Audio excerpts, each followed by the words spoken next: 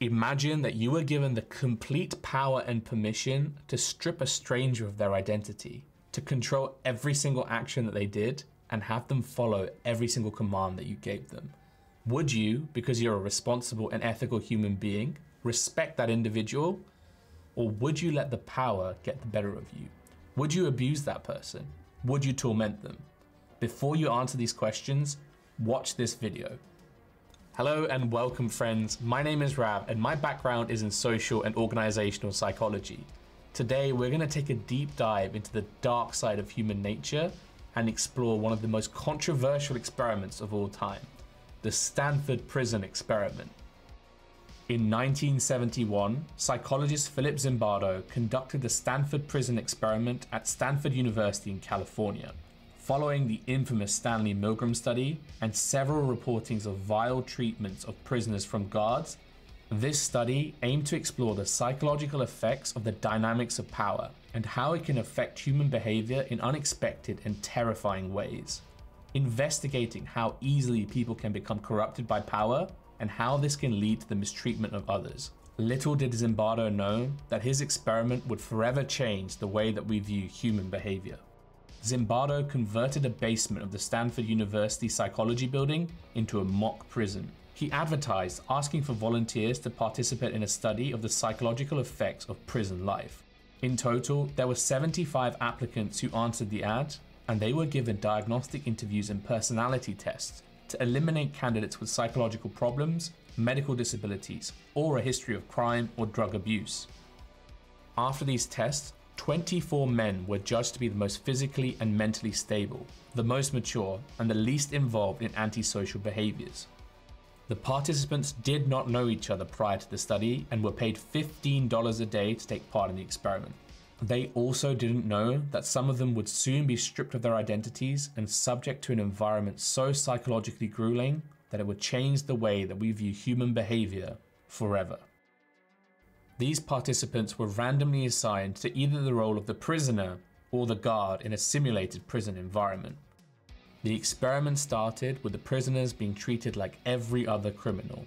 They were arrested at their own homes, without warning, and taken to the local police station. Shortly after, they were blindfolded and driven to the psychology department of Stanford University, where Zimbardo had the basement set out as a prison, with barred doors and windows, bare walls, and small cells.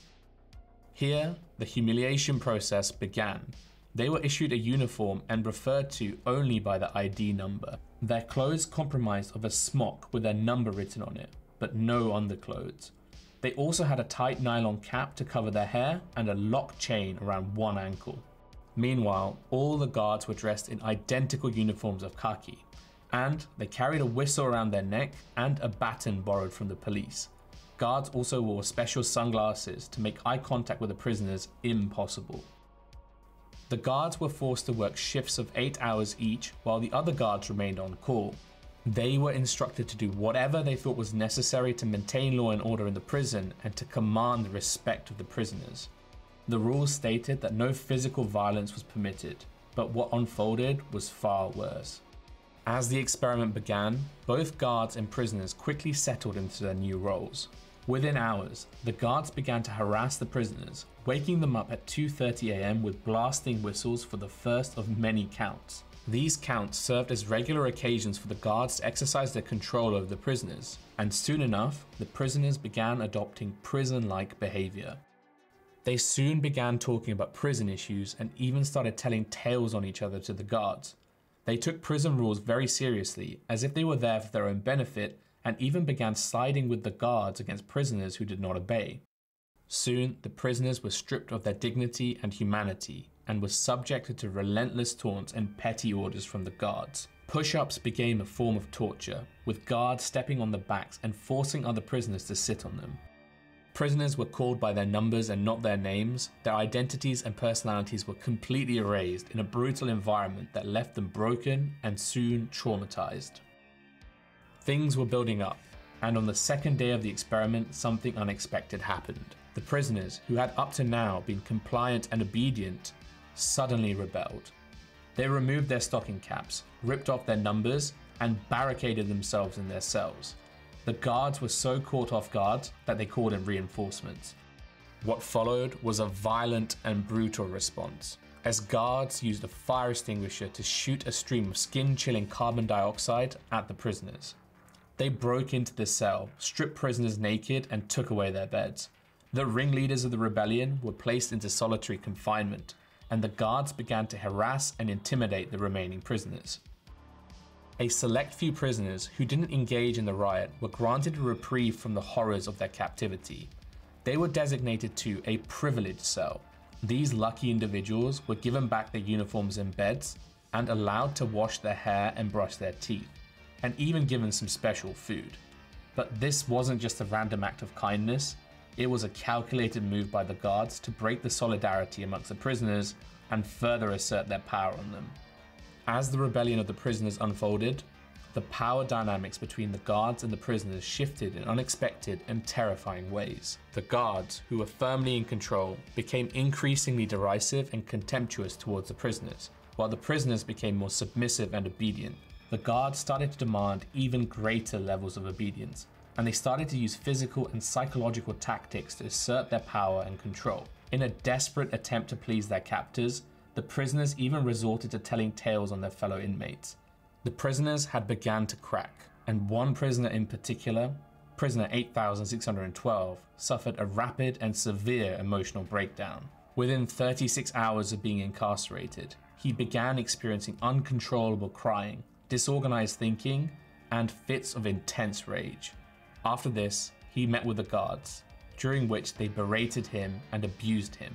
Soon after, however, he began to act in an increasingly erratic and violent way.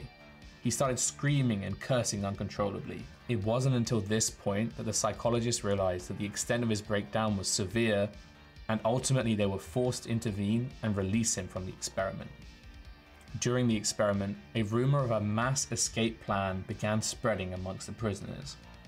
The guards were so worried that they would lose their subjects that they tried to enlist the help of the police department. Tensions were rising, and the guards started escalating the harassment tactics.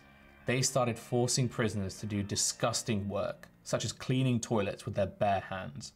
Zimbardo had then invited a Catholic priest who had been a prison chaplain to interview each prisoner individually. Half of the prisoners introduced themselves by their number rather than their name. While talking to the priest, one of the prisoners, number 819, had a breakdown. He began to cry hysterically. The guards had lined up the other prisoners and were forcing them to chant his number, accusing him of being a bad prisoner and blaming him for the mess in their cells.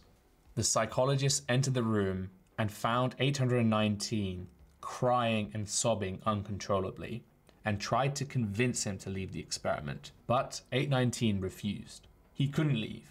He said not when the other prisoners had labeled him a bad prisoner. He was trapped, both physically and mentally, in a world where the rules had been rewritten and the lines between right and wrong had been blurred beyond any recognition. There were several emotional breakdowns of prisoners, and the guards were regularly accused of excessive aggression. It was shortly after this that Zimbardo realized that the experiment could not run for the 2 weeks he had planned it out to be. On the 6th day of the experiment, it was terminated.